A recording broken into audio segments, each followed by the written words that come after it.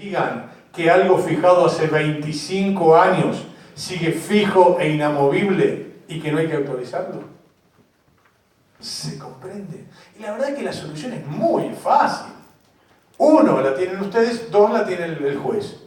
Ustedes planteando la inconstitucionalidad de la norma que prohíbe la indexación. El juez, siguiendo el fallo de la Corte Mil de Pereira, puede plantear la inconstitucionalidad de oficio si vos te olvidaste de plantearla. Pero hay más todavía. Podemos tener el código, no quiero equivocarme, pero creería que el artículo 772 te habla de las obligaciones de valor.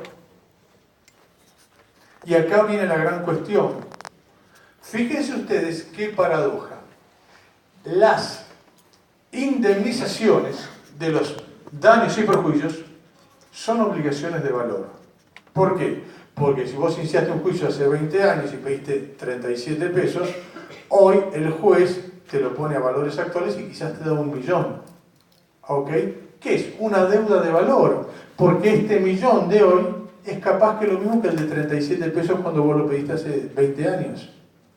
Ahora mi pregunta es, señores, si el seguro está para darle la indemnidad al asegurado frente a la víctima y él es responsable por una deuda de valor, el asegurado frente a la víctima, por eso le pidieron 37 y lo terminan condenando en 1.000.000. La compañía de seguros que está contratada para mantenerme indemne, ¿se debe regir por el principio nominalista? ¿O también tiene que seguir las pautas del artículo 772, que es una deuda de valor? ¿Se entiende?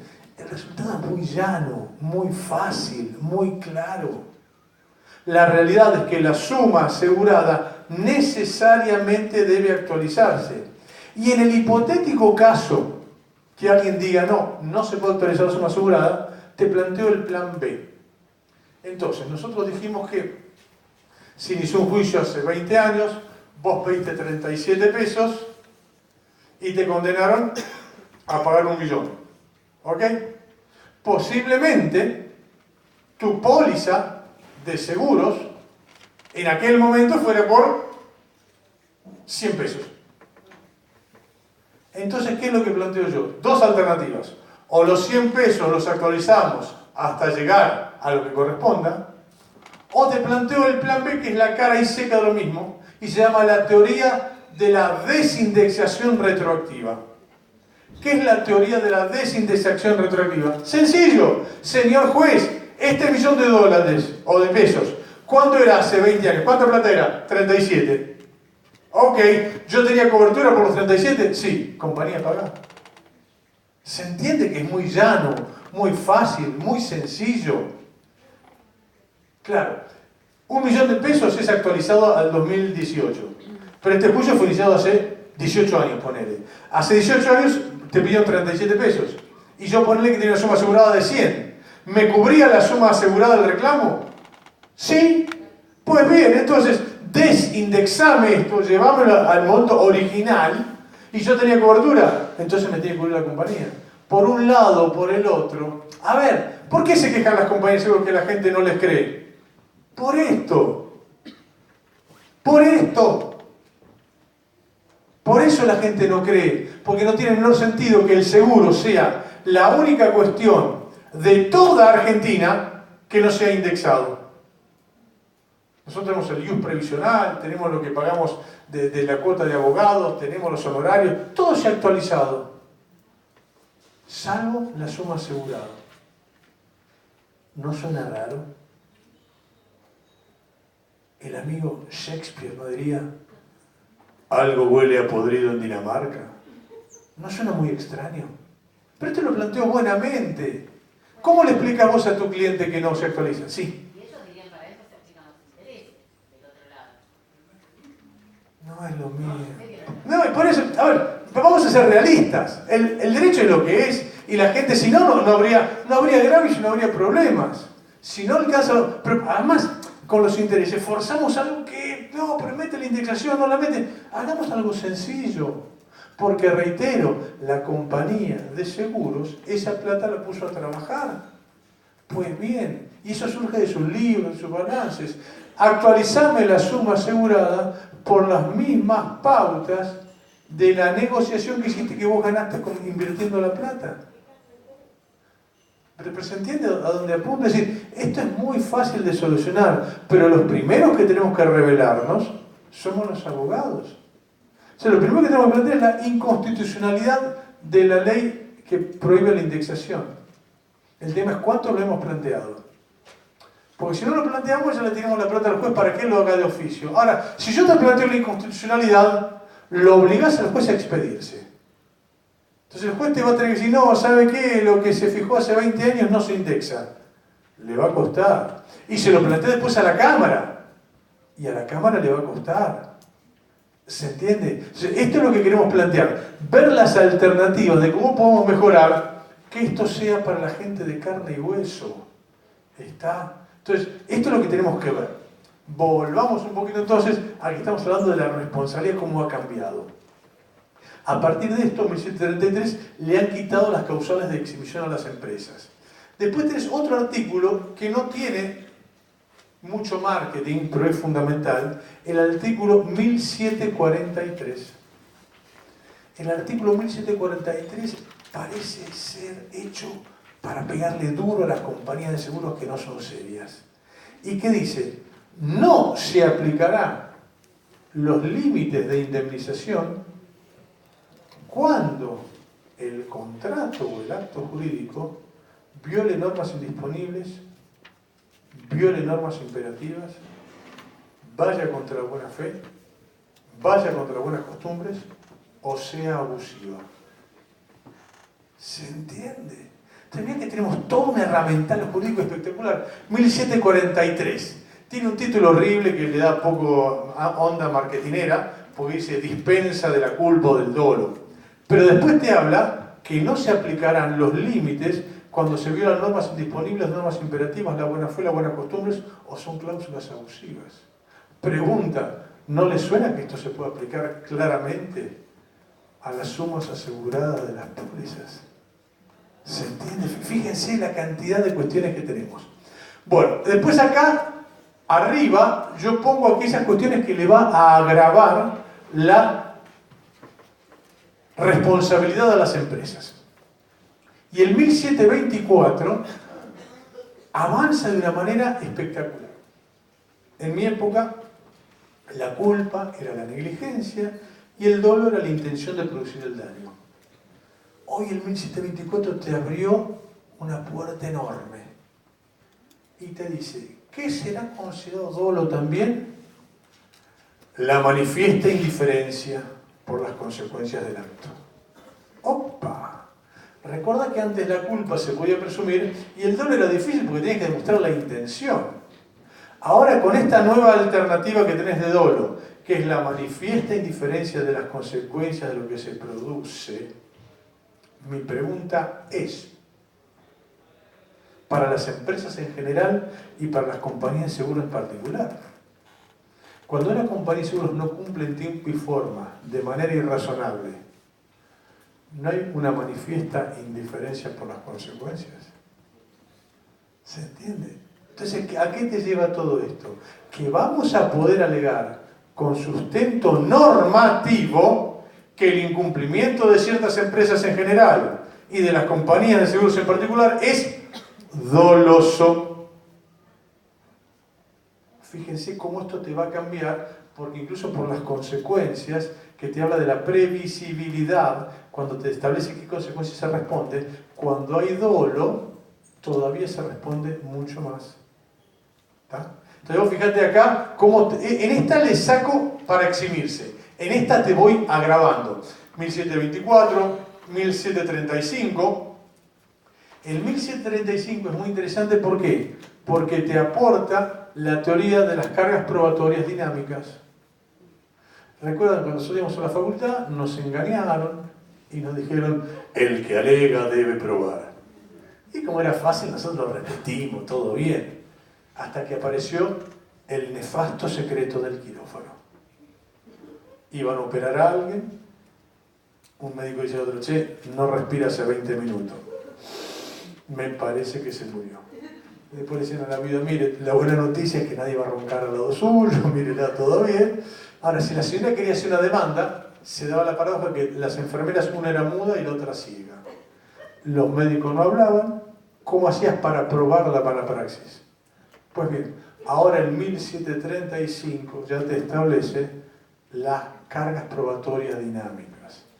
La carga probatoria dinámica que indica quién tiene que probar. Tiene que probar aquel que se encuentre en mejores condiciones técnicas, económicas, jurídicas o fácticas. ¿Cómo? ¿Quién tiene que probar? Tiene que probar aquel que se encuentre en mejores condiciones técnicas, económicas, jurídicas o fácticas. ¿Y quién va a ser generalmente? La empresa. No sé si les conté la anécdota, en su momento yo era abogado de una empresa de ambulancias. Claro, nos llamaban, íbamos a atenderlo, y cuando te llama una ambulancia no es para decirte feliz cumpleaños. Generalmente es tipo muy grave. Y a veces mueren. Y nos llegaban pilas de demandas por incumplimiento contractual. Porque la ambulancia había llegado tarde y la persona se murió. ¿Qué tema? Entonces yo decía a la empresa, pero bruto, ¿cómo dice? La demanda dice tardaste 4 horas. No, yo tardé 15 minutos. Pero la demanda dice 4 horas. No, yo llegué a los 15 minutos. Claro, ¿y yo qué tenía que hacer? Decirle al juez, mire, en la parte actora dice que tardé 4 horas, hágale probar al pobre señor que se le está muriendo la esposa o el hijo, que acredite cuándo me llamó. El juez me dice, callate, estúpido, si vos sos la empresa. Entonces, ¿qué hicimos? Establecimos un sistema de grabación inviolable telefónica, entonces cada vez que había una demanda yo aportaba las grabaciones. Teoría de las cargas probatorias dinámicas. ¿Quién está en mejor condiciones de probar? Yo. Entonces, no le puedes exigir a un pobre hombre que se le está muriendo un familiar que acredite a qué hora exactamente te ha llamado. ¿Se entiende? Pues bien, y esto es que lo vamos a aplicar en muchas cosas. Por ejemplo, viste que ahora muchas compañías de seguros dicen, no se haga problema, si usted tiene un siniestro, llame por teléfono y haga la denuncia. Y te atiende la señorita, hello, ¿cómo le va? Sí, el suyo es el trámite 8538-2587, gracias. Pregunta, si después vos vas a hacer el reclamo y te dicen, no hizo la denuncia en tiempo propio. Y me dijiste, no, pero ¿sabes que yo me apuré y anoté? El mío es el trámite 5885-5884. No figura en nuestra computadora. ¿Qué haces? Ahora, si aplicamos el 1735 de la teoría de las cargas probatorias dinámicas, ¿quién va a ser el que va a tener que probar que vos no llamaste? La compañía de seguros.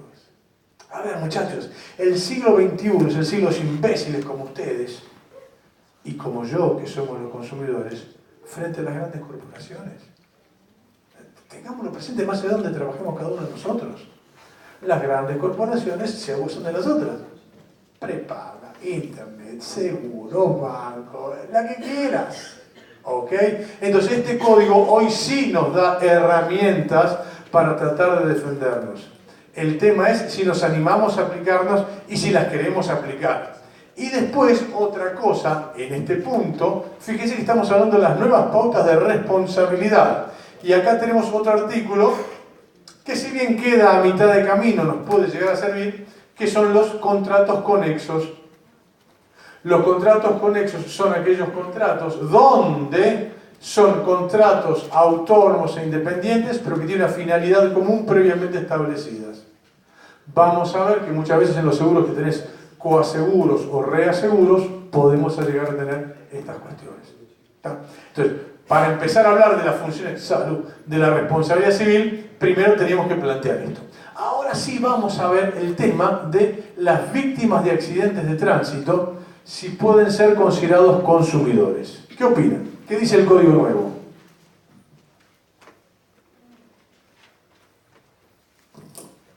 La hago sencilla, el Código Nuevo dice, ni disfrazado de oso Carolina, la víctima de un accidente de tránsito puede ser considerado un consumidor. Y creo que les conté la anécdota en los fundamentos. Reitero, Donizetti no sabe ni quién soy y no tiene por qué saberlo, pero dice, hay por ahí un abogado que anda diciendo que la víctima de accidente de tránsito es un consumidor. Ese es mi tesis doctoral. Y agrega, hay jueces que increíblemente siguen estas pautas. Como consecuencia de ello me veo en la obligación de eliminar al tercero expuesto. Y ¡fra!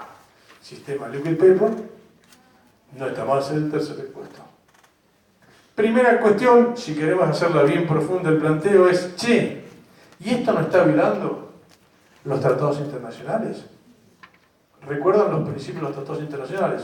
1, pro hominis, 2, operativo, 3, progresividad y cuarta, no regresión.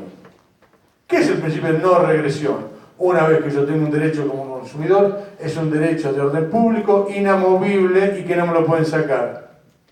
¿Y qué hicieron con el liquid paper? Eliminaron al tercer expuesto. ¿Ok? Entonces ya, para mí, para empezar por allí, ya esa parte del Código Civil es inconvencional. Pero vamos a hacerla más fácil todavía. ¿Por qué? Porque la realidad es que, gracias a Dios, los hacedores del Código Civil se equivocaron. Porque ellos no querían que la víctima del accidente de tránsito sea un consumidor. Y para eso eliminaron al tercer expuesto. Pero la realidad es que se equivocaron. ¿Por qué? Veamos. La ley 24.449, en el artículo 68, establece el seguro obligatorio. Pregunta, mis amigos, si una norma establece el seguro obligatorio, ¿a quién quiere beneficiar? A la víctima, no hay la menor duda. ¿Estamos de acuerdo en eso, por lo menos? Muy bien. Ahora, si estamos de acuerdo que quiere beneficiar a la víctima, ahora lo que yo diría es, bueno, veamos qué dice el artículo 1092 del Código Civil. Fíjense que casi ni hablo de la ley de defensa del consumidor porque a las compañías de seguro les produce urticaria. Bueno, dejémosla. Gracias a Dios, hoy ya gran parte del tema de consumo está en el Código Civil. Por lo tanto, esa discusión ya ni hay que hacerla. ¿Y qué dice el artículo 1092? ¿Quiénes son consumidores? Los que forman parte de la relación de consumo. Muy bien. ¿Y qué más agrega? Se equipara al consumidor a quien que sea el beneficiario directo como destinatario final. Va de vuelta. Consumidor es el que forma parte de la relación de consumo y también se equipara el beneficiario directo como destinatario final. Mis amigos, la pregunta que nos tenemos que hacer es: si yo tengo un seguro obligatorio de responsabilidad civil de automotores, ¿puedo entender que la víctima de un accidente de tránsito es el beneficiario directo como destinatario final? Yo creo que sí. Por tanto, si la respuesta es afirmativa, es que la víctima de un accidente de tránsito es un consumidor. Y acá vienen las cuestiones que tenemos que analizar. ¿Por qué? Porque uno dice, bueno, está bien, es un consumidor o no lo es. Pero, ¿esto es una mera cuestión de etiquetas o va a tener consecuencias legales, puntuales y específicas? Y es lo que vamos a ver. A ver, imagínense ustedes que las compañías de seguros no estarían peleándose por esto si no hubiese consecuencias concretas. Y la verdad es que las hay. Por tanto, lo que vamos a hacer ahora es sencillamente ver qué implicaría que una víctima sea un consumidor. Y para hacerlo más sencillo, lo vamos a dividir en dos partes. Las consecuencias procesales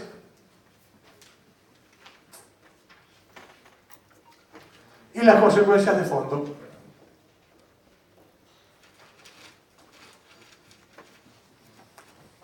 Veamos. Si la víctima es un consumidor, ¿qué vas a tener primero? Proceso gratuito. Porque lo ordena la ley. La 24.240 ordena eso. Ah, muy bien. 2. Proceso abreviado. Y sí, porque también lo ordena la ley de defensa del consumidor. 3. Cargas probatorias dinámicas. Que más allá que ya lo tenemos en el 1735 con una redacción no lo feliz que correspondería, esto también ya lo tenemos, creo que es por el artículo 53 de la Ley de Defensa del Consumidor. Por tanto, tenemos cargas probatorias dinámicas. Fíjate que esto va teniendo consecuencias concretas. 4. Medidas autosatisfactivas. ¿Recuerdan ustedes las medidas autosatisfactivas? Esto es muy importante. ¿Por qué? El artículo 68 de la ley 24.449 resalta el sentido de humor del legislador argentino. ¿Qué dice este artículo? Producido que sea el accidente de tránsito, de manera inmediata, la compañía de seguros proveerá los gastos de sanatorio. Aplauso, medalla y beso al que haya habido que la compañía de seguros sale corriendo a pagar los gastos de sanatorio. ¿Está? Muy bien. Ahora, ¿qué pasa? Vos tenés a tu cliente que se tiene que operar o que se tiene que poner una prótesis y la compañía de seguros no te da bolilla. ¿Qué haces? Una demanda monstruo y pones como medida cautelar hacer esto, o plan B, una medida autosatisfactiva. ¿Qué es la medida autosatisfactiva? Se parece a la medida cautelar en que las dos son urgentes. Ahí se parece. ¿En qué se diferencian? En que la medida cautelar es accesoria de un proceso principal, en tanto que la autosatisfactiva, ella es el proceso principal. Segunda diferencia, la medida cautelar es provisoria, porque se puede modificar en cualquier momento por el juez, en tanto que la autosatisfactiva es definitiva. Segunda diferencia. La tercera diferencia es que la cautelar requiere verosimilitud del derecho, en tanto que la autosatisfactiva requiere alta verosimilitud en el derecho. Es más exigente. Entonces, ¿qué sucede? Vos tenés a tu cliente que se tiene que operar. Le requerís a la compañía de seguro. No te da bolilla, carta documento. No te da bolilla, autosatisfactiva. En la autosatisfactiva es interesantísimo el planteo. ¿Por qué? Porque la normativa establece, y esto lo vamos a hablar en la próxima charla, es uno de aquellos casos donde existe responsabilidad aunque no haya responsabilidad. ¿Qué significa esto? Que cuando vos le pedís a la compañía de seguros que te pague los gastos de sanatorio, la compañía de seguros no te puede alegar absolutamente ningún tipo de causal de exhibición de responsabilidad, ni parcial ni total. Lo que va a implicar que necesariamente siempre te tienen que pagar los gastos de sanatorio y los gastos de sepelio. Entonces, ¿cómo es el proceso de la autosatisfactiva? El juez intima a la compañía de seguros para que diga, ¿ese señor tenía seguro? ¿Tenía contratado el seguro? No importa si estaba en mora, si no estaba en mora, si había exclusión de cobertura, no importa lo que fuere. Tiene que pagarlo. El seguro obligatorio de responsabilidad civil de automotores. Entonces, y uno puede decir, pero chico, la compañía de seguros tiene que pagar aunque no haya responsabilidad. Háganse una idea como el seguro in itinere. ¿Quién lo paga? La patronal. Pero capaz que el pobre hombre, el hombre que se levantó a las 4 de la mañana, tomó el colectivo y chocó el colectivo, ¿tiene alguna culpa la patronal? No. ¿Pero quién se beneficia? El patrón. Entonces lo hacemos pagar. Acá pasa lo mismo. Pregunta, ¿ustedes suponen que las compañías de seguros se benefician en algo por el hecho que el seguro sea obligatorio? Obviamente que sí, la juntan con pala. Pues bien, ya que la juntas con pala, por lo menos hacete cargo de los gastos de sanatorio. Ahora, ¿qué pasó? Las compañías de seguros, yo les conté que ellos no tienen la Biblia en la mesita de luz, sino que tienen Sun Tzu, el arte de la guerra. Entonces dijeron, che, pagar, vamos a pagar, pero voy a hablar con un oscuro burócrata de la Superintendencia de Seguro de la Nación y les voy a proponer, gentilmente, el monto que va a tener los gastos de sanatorio. El monto de los gastos de sanatorio hoy es para que tu cliente esté en terapia intensiva 17 minutos. Creo que son 30.000 pesos. A los 17 minutos lo tiran al pasillo, tío. Entonces, como tienen que pagar, digo, ¿puedo pagar? Sí, pero poquitito sí, entonces no pagamos nada. Y es la última actualización, ¿eh? Creo que están 30.000 pesos. Entonces, acá viene donde nosotros tenemos que ser creativos. Y lo primero que tenemos que preguntarnos es, che, ¿este tope es razonable? Y acá recordemos el artículo 3 del Código Civil, que habla de la razonabilidad. Es harto evidente que es absolutamente irrazonable. Entonces, ¿qué sucedió? Le salió el tiro por la culata a las compañías de seguros, según nuestra opinión. ¿Por qué? Porque si hubiese un tope razonable, no sé, 300.000 pesos. Te puede parecer bien, mal, pero tiene su lógica. Ahora, si vos me pones 30.000, yo sé que me estás vaciando de contenido una ley de fondo a través de una oscura reglamentación de la superintendencia. La pregunta es, mis amigos, ¿puede una resolución administrativa vaciar de contenido una ley? Obvio que no. Entonces, ¿cuál es la primera consecuencia? Señores, por angurrientos, por poner un tope que es irrazonable, en nuestro criterio, los gastos de sanatorio no tienen tope. ¿Por qué no tenés un tope razonable? Primera cuestión. Y la segunda, y esta es muy importante, ya lo vamos a ver un poquito más adelante. Si la compañía de seguros no te pagó los gastos de sanatorio y te obligó a iniciar una medida autosatisfactiva, este es el caso típico para poner en un cuadro para la aplicación de daño punitivo. No se me ocurre un caso más claro y específico para aplicar daño punitivo. ¿Está? Ahora ya lo vamos a ver para recordarlo un poco, pero ténganlo presente en la cabeza que podemos aplicar justamente los daños punitivos. Entonces, la medida autosatisfactiva sería una de las alternativas que te va a ayudar si vos sos un consumidor. Otra importante es la tutela anticipada. ¿Recuerdan lo que es la tutela anticipada?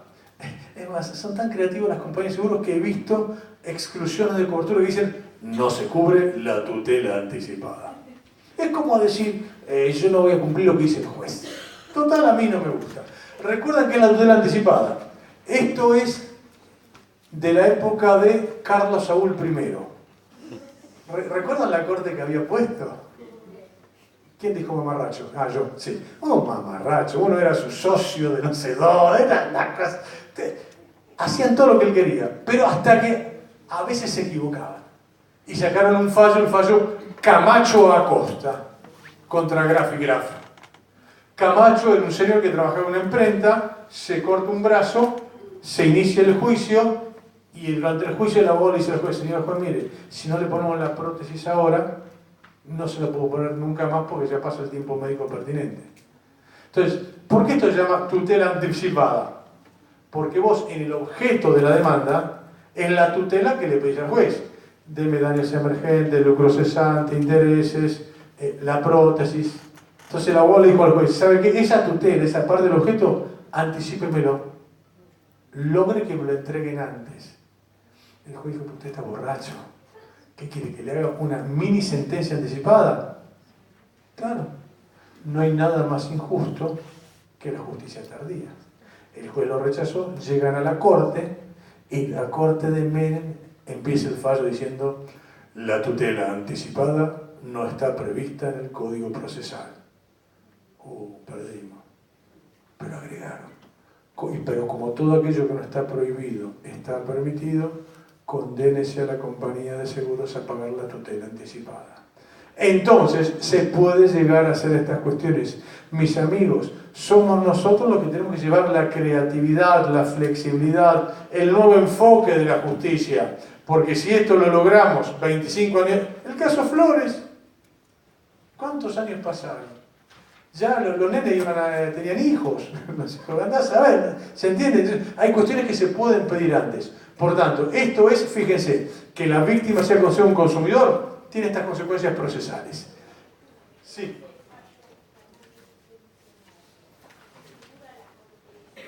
Tutela anticipada. Se animaron a hacer algo así.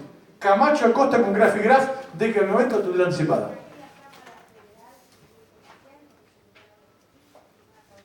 Bien, si quiere llamarla cautelar innominada, sí, no es cuestión de etiqueta, pongamos lo que quiera. E incluso creo que la Corte tiene un fallo greco también que avaló esto. Pardo creo que avala esto también.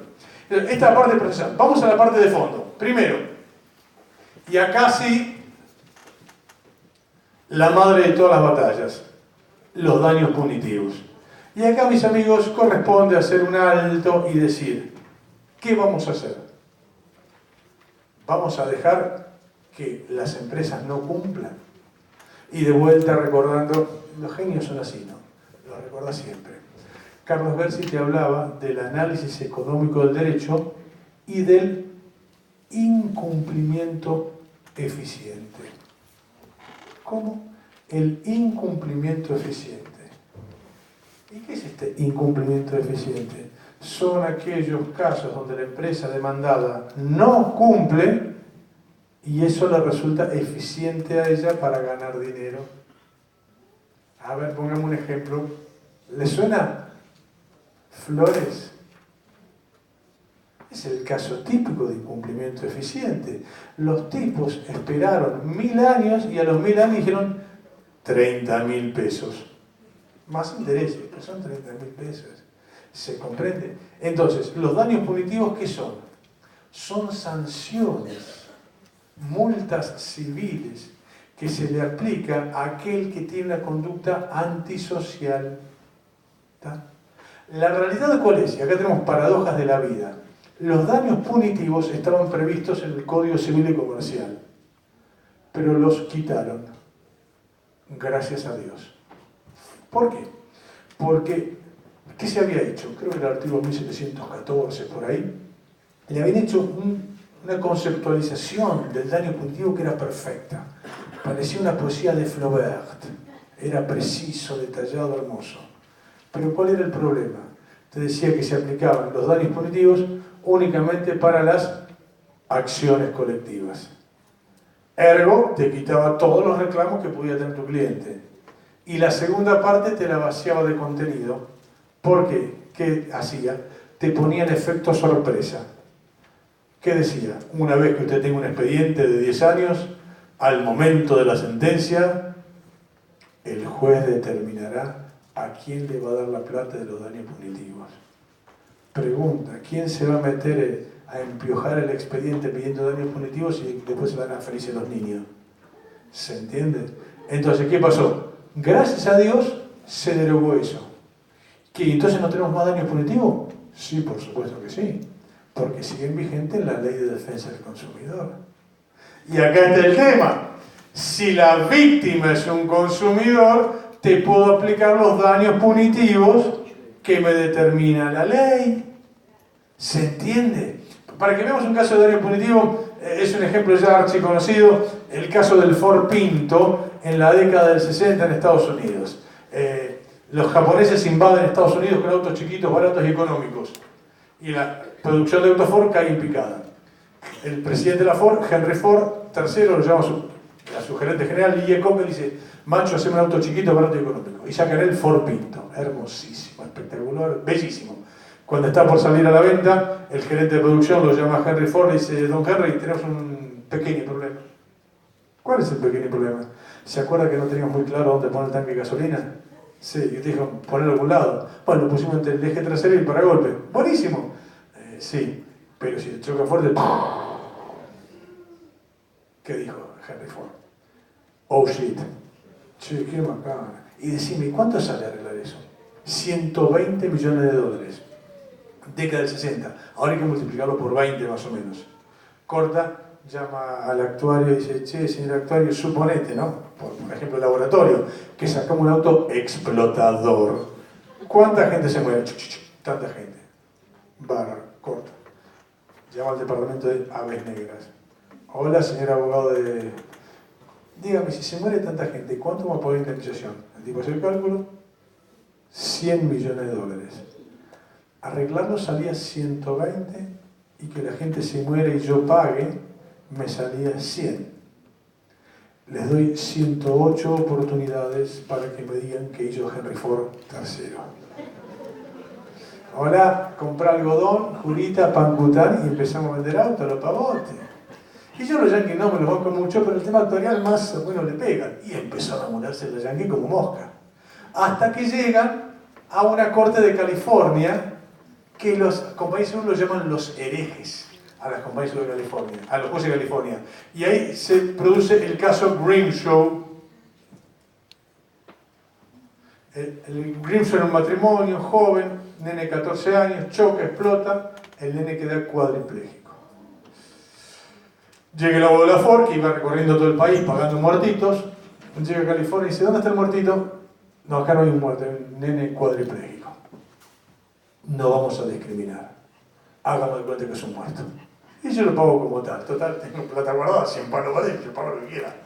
Entonces el juez dice, pero discúlpeme, ¿puede ser que yo haya leído que hay muchos autos Ford Pinto que suelen explotar seguido? No, eso debe ser la Corpo, o algún medio por ahí, Manieto será, que está tirándose en contra nuestro, pero no, mentira, no pasa nada. Claro, en Estados Unidos es diferente a Argentina.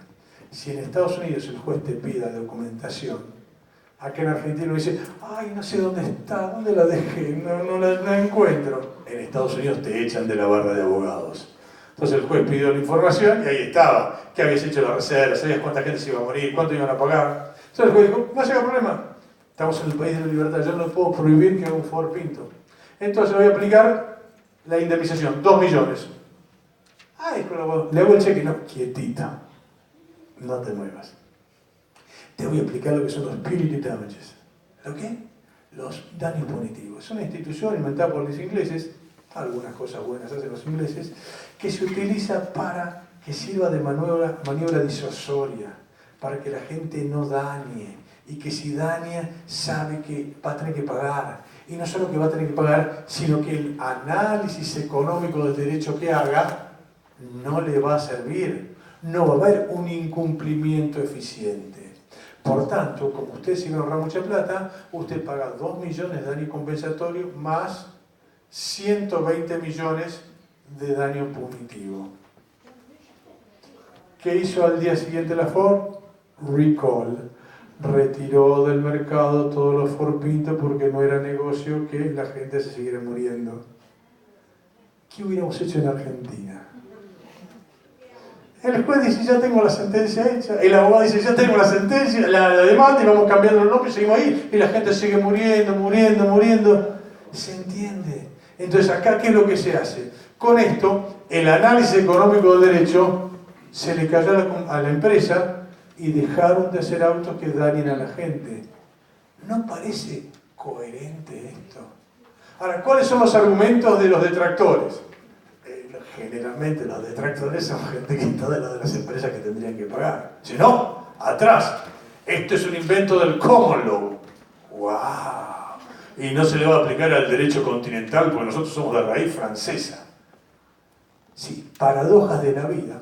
En Francia tienen lo que se llama la ley Badinter. No sé si les conté la anécdota de François Chabas. Hace mucho tiempo vino François Chabas, un excelente doctrinario francés, y nos dice, hace 30 años ya, ¿no? En Francia ya no tenemos más juicios de accidente de tránsito. Cuando termina la conferencia salimos y decimos, François, qué cultura la francesa, no tiene más juicio. Y el tipo que hablaba español espectacular dice, macho, nosotros somos latinos y somos tan atorrantes como ustedes. Claro, pero ustedes no tienen juicio. ¿Y qué hicieron? La ley Badinter. ¡Wow! Ley Badinter del 5 de julio de 1985. ¿Y qué dice esta ley de altísima tecnología que hace que no haya juicios de accidente de tránsito en Francia? Uno, una cosa que es complicadísima porque es difícil de instrumentar porque requiere mucha infraestructura. ¿Y qué es? Cuando el abogado de la parte damnificada se presenta a la compañía de seguros a hacer un reclamo, ¿qué hace la compañía de seguros? Le sella el reclamo. No, viste que acá te tiene un tipo manco, dice, déjame la nota ahí, pero yo no te la voy a sellar porque no traje las manos, te voy a dejar la nota y nadie te sella nada. Primera cuestión. Segunda cuestión, la ley obliga a la compañía de seguros de hacer un ofrecimiento por escrito.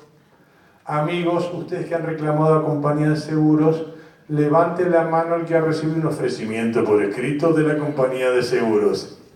A lo sumo recibes un mail @eltrucho.com y dice, te ofrezco 4 caramelos, pero no digas nada. ¿Se entiende? Pues bien, en Francia la compañía está obligada a hacer un ofrecimiento por escrito. Entonces la víctima lo recibe. Si lo quiere, lo acepta. Si no quiere, va a juicio. Cuando va a juicio, el juez, cuando va a dictar sentencia, agarra el ofrecimiento de la compañía de seguros y dice, ¿qué le ofreciste? 4 caramelos usados. Sanciones. Las sanciones en Francia no se llaman daño punitivo, sino que se triplica la tasa de interés que tiene que pagar la compañía de seguros. Análisis económico del derecho. ¿Cuántos juicios hay en Francia? 0. Y no es common law. Es ganas de solucionar los temas correctamente. ¿Se entiende? Entonces, esto es, amigos, algunos serán abogados, otros serán diputados, otros senadores, otros asesores. Muchachos, se puede solucionar. Y pregunta, ¿cuántas compañías de seguros quebraron en Francia por la ley Badinter? 0. Entonces, que no nos corran con la vaina. No, van a quebrar todas las compañías de seguros. A ver, acá hay mucha gente joven. Yo les explico que las compañías de seguros que cobraron en la década del 80, mucha gente vieja, gorda y pelada, como yo lo recordará, es porque las compañías de seguros, los dueños se robaron la plata. Ok. En aquella época no había ley de defensa del consumidor. Se robaron la plata. Y después pusieron otra compañía y la quebraron y después otra compañía lo volvieron a quebrar. En Argentina eso es normal. No le echemos la culpa a los consumidores. La víctima nunca quiso ser víctima. ¿Se entiende? Y la compañía es la que no quiere pagar. ¿Hay compañías que pagan? Sí, obviamente. Pero las que pagan no van a tu estudio. Yo hablo de las compañías que van a tu estudio y es porque son compañías que no pagaron. ¿Se comprende? Las que pagan están haciendo lo que corresponde. Apláudanla, pero a tu estudio van aquellas que no le pagan. ¿Se entiende? Entonces, de vuelta, estamos viendo las consecuencias legales y prácticas de que la víctima sea un consumidor. Entonces, primero, daños punitivos. Segundo, daño directo. ¿Está? Si el Estado pusiese todo sobre la mesa como corresponde, a aquella compañía que no paga le pondría las sanciones que están previstas en el daño directo. Tercero, el tema de la prescripción. En la prescripción, por el artículo 2561, en responsabilidad civil, son 3 años. Pero hasta se podría analizar si sos una víctima por el 1094, si no se podría aplicar la norma que más te beneficie. 2560, que serían 5 años. Otra de la prescripción, y esto va en todo en general. Y es lo siguiente, no le quiero mentir, creo que es el artículo 2541, que es la moderna versión del viejo 3986. Recuerdan el 3986 del Código de Vélez, te decía que cuando vos intimabas se suspendía la prescripción por 1 año. Cuidado, mis amigos, que ahora el 2541 redujo el plazo a 6 meses. ¿Está? Pero ¿por qué hago mención de este artículo? Creo que es el 2541. Porque esta es una cuestión sistemática y filosófica. Pregunta, cuando vos haces la denuncia del siniestro a la compañía de seguros, ¿es porque vos querés compartir tu dolor o porque le estás pidiendo a la compañía que te pague? Evidentemente hizo el proceso para que me paguen. Entonces mi pregunta es, che, viendo lo que es la prescripción del seguro, y ponele que a todo evento sea de 1 año. Ponele, no estoy de acuerdo, pero ponele. Siempre hay que necesitar todas las alternativas. Si la prescripción es de 1 año, mi pregunta es, che, yo cuando presento la denuncia, ¿no te estoy requiriendo fehacientemente que me pagues? La respuesta es sí. Si la respuesta es sí, a la prescripción de 1 año, por lo menos le tenés que agregar 6 meses más del artículo 2541, porque justamente yo ya te he requerido que me pagues. Por tanto, para mí la prescripción es de 5 años, pero a todo evento, en el peor de los casos, no tendría que ser menos de 1 año y medio, porque vos tenés 1 año por el tema de la ley, pero tenés 6 meses por el 2541. ¿Se entiende? Y ahora vamos al caso de que vos seas un consumidor. Creo que es el 2541. Le puedo errar por 5.000 artículos, pero... Entonces, ahora viene la otra cuestión. ¿Y qué pasa si sos un consumidor? Y este te lo tiro para los otros seguros fuera de la víctima, que sos un consumidor. Para la prescripción. ¿Qué dice la ley de defensa del consumidor respecto a la prescripción? Todo requerimiento del consumidor interrumpe la prescripción. Va de vuelta. Todo requerimiento que el consumidor le haga a la compañía de seguros interrumpe la prescripción. Más allá de la víctima de accidente de tránsito, en general. Entonces, ¿qué te digo? Muchachos, ponele que sea de 1 año la prescripción. Reitero que no estoy de acuerdo. Pero cuando me está por vencer, carta de documento. Y la carta de documento no solo me aplica el 2541, sino que me aplica la ley de defensa del consumidor. Y la ley de defensa del consumidor me interrumpe la prescripción. ¿Qué consecuencia acarrea que me interrumpa la prescripción? Vuelvo a foja cero. Tengo otro año más. Y con una gran diferencia con el código. En el código ustedes recuerdan que cuando vos interpones la demanda te interrumpe la prescripción por una vez y salvo que haya caducidad. En tanto que la ley de defensa del consumidor te permite interrumpir la prescripción las veces que vos quieras. Obviamente que no te va a convenir eternizarlo, pero si te llega un cliente sobre la hora, si intimas, vas a estar interrumpiendo la prescripción. ¿Se entiende que tenemos un montón de herramientas que las tenemos que utilizar? La doctrina tradicional no te lo va a decir, pero la verdad es que tenemos muchas cosas que nos pueden llegar a servir. Y si encima la víctima es un consumidor, también se le va a aplicar todo esto. ¿Está? Quinto, tenemos ya el tema de la solidaridad. Y acá ya tenemos que empezar a ver temas que son interesantes. Vamos a hacer un pequeño comentario de la cuestión de la jurisprudencia. Y vamos a ver que por acá tenemos un fallo interesante, el número 6, Maggio, que está muy interesante. ¿Qué dice el artículo 40 de la Ley de Defensa del Consumidor? Uno de los artículos más importantes de la Ley de Defensa del Consumidor. La responsabilidad solidaria e ilimitada de toda la cadena de comercialización. Bien. Pregunta, mis amigos.